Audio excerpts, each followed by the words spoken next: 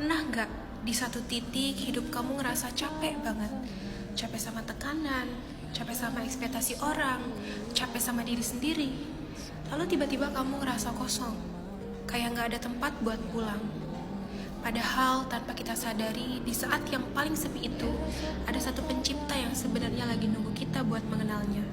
Satu hal yang paling penting dalam hidup manusia adalah mengenal Allah, atau dalam Islam disebut ma'rifatullah. Ma'rifatullah bukan cuma tahu bahwa Allah itu ada, tapi mengenalnya dengan hati, mengenal sifat-sifatnya, kekuasaannya, kasih sayangnya, sampai kita selalu merasa diawasi, dijaga dan dicukupkan. Dalam Al-Quran surat Ali Imran ayat 190 dan 191 Allah berfirman, "Sesungguhnya dalam penciptaan langit dan bumi dan pergantian malam dan siang terdapat tanda-tanda bagi orang yang berakal, yaitu mereka yang mengingat Allah sambil berdiri, duduk dan berbaring." Kita sering memandang langit hanya sebagai langit, padahal Allah lagi bilang, "Lihatlah, semua ini aku ciptakan untuk kamu renungi, untuk kamu temui aku lewat ciptaanku." Kadang hidup itu berat bukan karena masalahnya yang besar, tapi karena kita jauh dari sumber ketenangan. Begitu kita benar-benar mengenal Allah, hati itu kayak nemu tempat istirahat yang selama ini kita cari.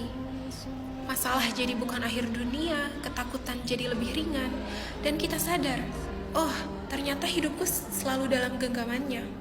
Rasulullah SAW bersabda, "Barang siapa mengenal dirinya, ia akan mengenal Tuhannya."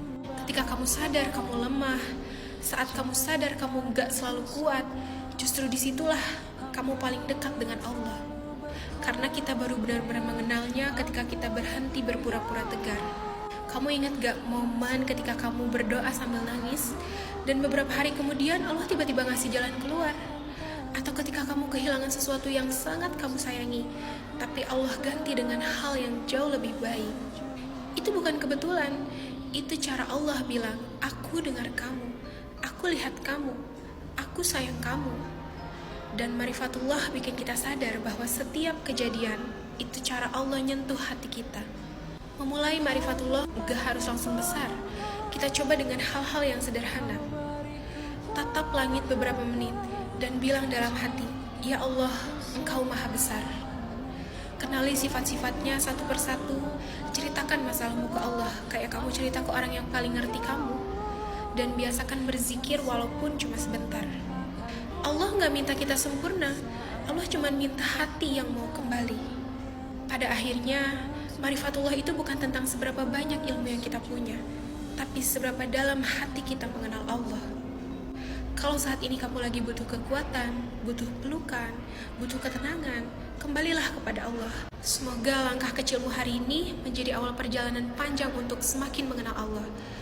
Terima kasih. Wassalamualaikum warahmatullahi wabarakatuh.